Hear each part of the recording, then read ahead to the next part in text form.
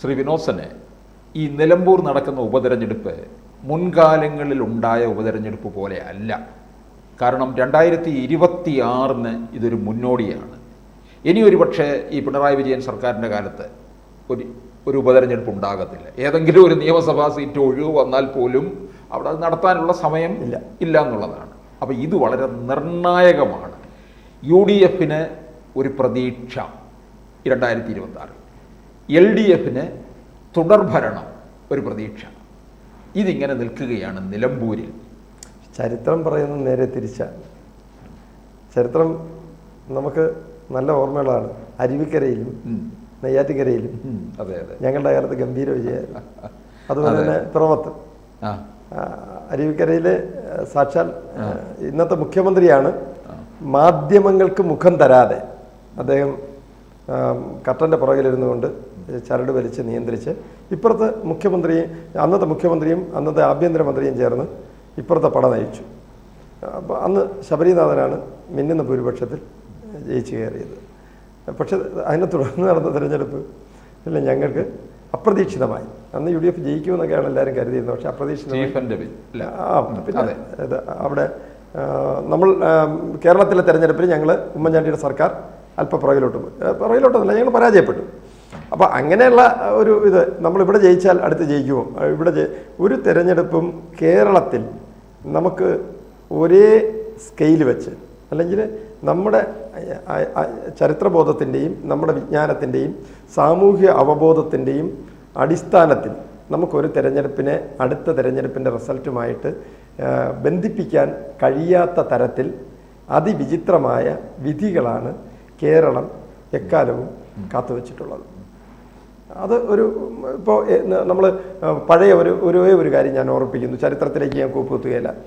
4 വർഷമായ നയനാർ സർക്കാരിനെ അതിഗംഭീരമായ തദ്ദേശ സ്വയംഭരണ തെരഞ്ഞെടുപ്പിലെ റിസൾട്ട് എനിക്ക് തോന്നുന്നു, ശരിയാണോ എന്ന് എനിക്കറിയില്ല, എങ്കിലും 13 ജില്ലയിലും ജില്ലാ പഞ്ചായത്ത് നയനാർ സർക്കാരിൻ്റെ നേതൃത്വത്തിൽ LDF കീഴടക്കിയ വർഷം.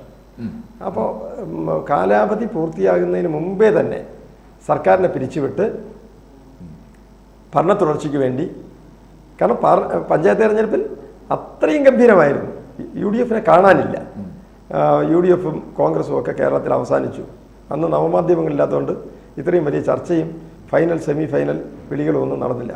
പക്ഷെ അവസാനിച്ചു എന്ന് പറഞ്ഞ് 4 വർഷം പൂർത്തിയാക്കിയ സർക്കാരിൻ്റെ പിരിച്ചുവിട്ട് തിരഞ്ഞെടുപ്പിനെ നേരിട്ടു UDF അധികാരത്തിൽ തിരിച്ചെത്തി. അപ്പം നിലമ്പൂരിലെ തിരഞ്ഞെടുപ്പ് അങ്ങ് പറഞ്ഞതൊരു ശരിയാണ്. ഏത് ഘടകത്തിലെന്ന് പറഞ്ഞു കഴിഞ്ഞാൽ ഈ തിരഞ്ഞെടുപ്പ് ഇപ്പോൾ UDF ജയിച്ചില്ല എങ്കിൽ നിലവിൽ LDF പിന്തുടരുന്ന ജനവിരുദ്ധ നയങ്ങൾ, കാരണം ഇപ്പോൾ അവർ എന്ത് ചെയ്താലും പറയുന്നതൊരു കാര്യമാണ്, ഞങ്ങൾക്ക് മാൻഡേറ്റ് ഉണ്ട്. നിങ്ങൾ ഈ പറയുന്നതെല്ലാം നിങ്ങൾ കഴിഞ്ഞ അസംബ്ലി തിരഞ്ഞെടുപ്പിൽ പറഞ്ഞു, ജനം നിരാകരിച്ചു. ഞങ്ങൾ ചെയ്യുന്നതാണ് ശരി എന്ന് പറയുന്ന ജനങ്ങൾക്ക് വേണ്ടി ഞങ്ങൾ ഈ താന്തോന്നിത്തരം മുഴുവൻ ചെയ്തു കൂട്ടുകയാണ് എന്ന് പറയുന്നതിന്, ഈ അവസാന കാലത്ത് ഒരു ചെക്ക് വയ്ക്കുന്നതിന്, ഒരുപക്ഷെ ഇടതുപക്ഷത്തിന് ഒരു പുനർചിന്തനത്തിന് ഇതൊന്നുമല്ല ശരി, ഈ ജനങ്ങൾ ഞങ്ങൾക്കെതിരായിക്കൊണ്ടിരിക്കുകയാണ് എന്ന് ഒരു വിഭാഗം ആളുകൾക്കെങ്കിലും തോന്നുന്നതിന് ഈ പറയുന്ന തിരഞ്ഞെടുപ്പിൽ ആര്യാടൻ ഷൗക്കത്തിൻ്റെ വിജയം ഉപകരിക്കും. അത് ആര്യാടൻ ഷൗക്കത്തിന് ഈ പറയുന്ന ചുരുങ്ങിയ കാലത്ത് MLA ആകാം എന്നുള്ളതല്ല, ചുരുങ്ങിയ കാലത്ത് ജനവിരുദ്ധത അല്പം കണ്ട് കുറയ്ക്കുന്നതിന് ഈ തിരഞ്ഞെടുപ്പ് റിസൾട്ട് ഒരു ട്രീറ്റ്മെൻ്റ് ആകും. പക്ഷേ അവിടെ LDFന് പരാജയം സംഭവിച്ചാൽ അവർ എന്തെങ്കിലുമൊക്കെ തിരുത്താൻ ഈ അടുത്ത കുറഞ്ഞ സമയത്തിനുള്ളിൽ അവർ തിരുത്തി കരയറാനുള്ളൊരു ശ്രമം നടത്തും. CPM ആണ് അവിടെ നമ്മൾ മനസ്സിലാക്കേണ്ട ഒരു കാര്യമെന്ന് പറയുന്നത്, തിരഞ്ഞെടുപ്പ് റിസൾട്ടുകൾ CPMൻ്റെ രാഷ്ട്രീയ തീരുമാനങ്ങളെ, ഭരണ തീരുമാനങ്ങളെ, അല്ലെങ്കിൽ അങ്ങനെ ഒരു ചർച്ച നടത്തി ഇതിനെ കുറ്റവിമുക്തമാക്കാൻ ഒരു ഉൾപാർട്ടി ജനാധിപത്യം ഇന്നില്ല. ഞാൻ സൂചിപ്പിച്ചത് നിർഭയ ചർച്ചയ്ക്കുള്ളൊരവസരം CPMലില്ല. അവിടെ ഒരു VS അച്യുതാനന്ദൻ എന്ന് പറയുന്ന അതുപോലുള്ളൊരു ശബ്ദം, ഉറച്ച ശബ്ദം, പ്രതിഷേധത്തിൻ്റെ ശബ്ദം, ഒരു തിരുത്തൽ ശബ്ദം അവിടെ ഉണ്ടോ എന്നുള്ളത് നിങ്ങൾ പരിശോധിക്കണം. കഴിഞ്ഞ പാർലമെൻറ്റ് തിരഞ്ഞെടുപ്പിൽ പിഴച്ചത് മുഖ്യമന്ത്രിയുടെ തന്ത്രങ്ങൾക്കാണ് എന്ന് പറഞ്ഞ് ചർച്ചകൾ ഉയർന്നു വന്നുവെങ്കിലും അവസാനം അവർ പറഞ്ഞത് എന്താ? മുഖ്യമന്ത്രിക്ക് തെറ്റിയിട്ടില്ല, മുഖ്യമന്ത്രിക്ക് തെറ്റിയിട്ടില്ല, മുഖ്യമന്ത്രി തെറ്റത്തില്ല, തെറ്റ് ചെയ്തുവെങ്കിൽ ആ തെറ്റുകളാണ് നമ്മുടെ ശരി. പഴയ ബ്രിട്ടനിലെ ഡയലോഗിലേക്ക് അവരെത്തി, കിങ് ഡു നോ റോങ്. ചക്രവർത്തിക്ക് തെറ്റില്ല, ഇനി ചക്രവർത്തി ചെയ്യുന്നതാണ് നിയമം എന്ന് പറയുന്നത് പോലെ നിലമ്പൂരിൽ അവർ പരാജയപ്പെട്ടാലും നിലവിലത്തെ ഈ പറയുന്ന വാഴ്ത്തുകൾ മാത്രം ശീലമാക്കിയ ഈ പാവം മനുഷ്യനല്ലേ ഞങ്ങൾക്ക് വേണ്ടി രണ്ടാമതും അധികാരം നേടിത്തന്നത്. ഇയാളുടെ തന്ത്രങ്ങളല്ലേ മികച്ച തന്ത്രം. മറ്റാർക്കും ഞങ്ങളെ ഇങ്ങനെ നയിക്കാൻ കഴിഞ്ഞിട്ടില്ല. നമ്മൾ നവകേരള ശില്പി എന്നൊക്കെ കള്ളപ്രചാരണത്തിലൂടെ ഒരു ഹൈപ്പ് കൊടുക്കുന്ന, അല്ലെങ്കിൽ ഇല്ലാത്ത പദവി ചാർത്തി കൊടുക്കുന്ന EMSന് 80 വരെയുള്ള 57 തൊട്ട് 80 വരെയുള്ള 24 വർഷത്തിനിടയിൽ അദ്ദേഹത്തിന് ആകെ കേരളം ഭരിക്കാൻ കഴിഞ്ഞത് 4 വർഷം മാത്രമാണ്. അപ്പോൾ പിണറായി വിജയനാണ് ശരി എന്ന് പറയുന്ന ഒരു രീതിയിൽ അന്ധമായി പിന്തുടർന്നുകൊണ്ടിരിക്കുന്ന, അതല്ലെങ്കിൽ അദ്ദേഹത്തിൻ്റെ ഒരു ഡയലോഗ് ഉണ്ടല്ലോ, ഞാനിങ്ങനെ ചെയ്യുമെന്ന് നിങ്ങൾ കരുതുന്നുണ്ടോ?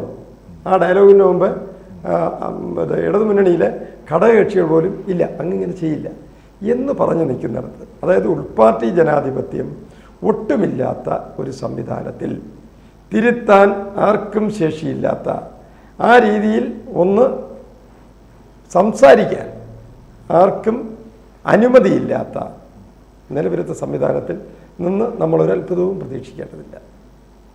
അതാണ് അതിൻ്റെ ശരിയായ ഒരു ഉത്തരം എന്നെനിക്ക് തോന്നുന്നു. പക്ഷേ നമ്മൾ മറു സൈഡിൽ കൂടെ ഇനി ആലോചിക്കുകയാണ്, UDFന് എന്തെങ്കിലും തരത്തിലുള്ള ക്ഷീണം അവിടെ സംഭവിച്ചാൽ ഇനി കുറഞ്ഞ കാലയളവിനുള്ളിൽ നിങ്ങൾക്കും തിരുത്തി വരേണ്ട.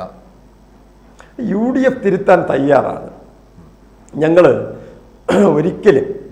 ഞങ്ങൾ തിരുത്താൻ തയ്യാറായതുകൊണ്ടാണ്. നിങ്ങൾ നോക്കൂ, കേരള രാഷ്ട്രീയത്തിലെ ഞങ്ങളാണ് ഏറ്റവും കൂടുതൽ കാലം കേരളം ഭരിച്ചത്. ഞങ്ങൾക്ക് വലിയ സൈദ്ധാന്തിക അവബോധങ്ങൾ, ദാർശനിക സമസ്യകൾ, 3 വർഷത്തിലൊരിക്കൽ കൃത്യമായി സമ്മേളനങ്ങൾ, അങ്ങനെയൊന്നുമില്ല. 57 തൊട്ട് 59 വരെ EMS ആണെങ്കിൽ 59 തൊട്ട് വീണ്ടും 67 വരെ ഞങ്ങളാണ്. 67 തൊട്ട് 69 വരെ EMS വരുമ്പോൾ ഞങ്ങൾക്ക് കേവലം 9 സീറ്റേ ഉള്ളൂ. പക്ഷെ 69-ൽ ഞങ്ങൾ ഐക്യമുന്നണി സംവിധാനത്തിലൂടെ അധികാരത്തിൽ വരികയും 980 വരെ ഞങ്ങൾ കേരളം ഭരിക്കുകയും ചെയ്തു. 80-ൽ വീണ്ടും ഇടതുപക്ഷം വരുന്നു, 82-ൽ ഞങ്ങൾ വരുന്നു.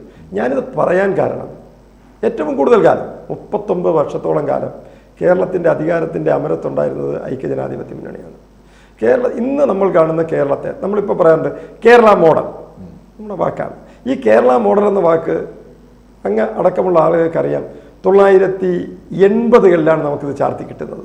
കാരണം നമുക്ക് 3 കിലോമീറ്റർ ചുറ്റളവിൽ ഒരു LP സ്കൂള്, നമുക്കൊരു പഞ്ചായത്തിൽ ഒരു ഹൈസ്കൂള്, നമുക്ക് പ്രാഥമിക ആരോഗ്യ കേന്ദ്രം, അതിൻ്റെ മുകളിൽ താലൂക്ക് ആശുപത്രി, അതിൻ്റെ മുകളിൽ ജനറൽ ഹോസ്പിറ്റൽ, ജില്ലാ ആശുപത്രി, മെഡിക്കൽ കോളേജ്, ഇങ്ങനെ ഒരു ആരോഗ്യ സംവിധാനം, നമുക്ക് എല്ലാ വില്ലേജിലും ഒരു കൃഷിഭവൻ, ഇങ്ങനെയുള്ള സകല മേഖലകളിലും നമ്മൾ നേടിയെടുത്ത ഇന്ത്യയിലെ ഇതര സംസ്ഥാനങ്ങൾക്ക് അവകാശപ്പെടാനില്ലാത്ത കേന്ദ്ര സർക്കാർ എന്തൊക്കെയാണോ വികസിപ്പിക്കണമെന്ന് പറഞ്ഞത് അവിടെയെല്ലാം 1 ലക്ഷം പാവപ്പെട്ടവർക്ക് വീട്, തൊഴിലില്ലായ്മ വേതനം, ഇതൊക്കെ പറയുന്ന ഒരു സിസ്റ്റം, ശ്രീചിത്ര മുതലുള്ള സ്ഥാപനങ്ങൾ, ഇതെല്ലാം 80-കളിൽ നമ്മൾ സ്ഥാപിച്ചെടുക്കുന്നതാണ്.